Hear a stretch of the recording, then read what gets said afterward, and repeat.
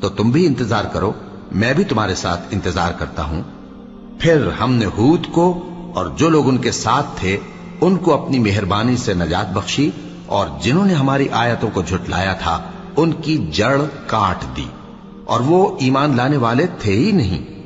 اور قوم سمود کی طرف ان کے بھائی صالح کو بھیجا، تو صالح نے کہا کہ اے قوم، اللہ ہی کی عبادت کرو، اس کے سوا تمہارا کوئی معبود نہیں۔ تمہارے پاس تمہارے پروردگار کی طرف سے ایک معجزہ آ چکا ہے، یعنی یہی اللہ کی اونٹنی تمہارے لیے معجزہ ہے، تو اسے آزاد چھوڑ دو کہ اللہ کی زمین میں چرتی پھرے، اور تم اسے بری نیت سے ہاتھ بھی نہ لگانا، ورنہ عذاب علیم تمہیں پکڑ لے گا۔ اور یاد تو کرو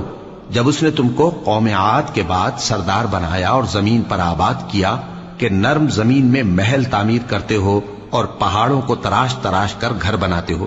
پس اللہ کی نعمتوں کو یاد کرو اور زمین میں فساد نہ کرتے پھرو۔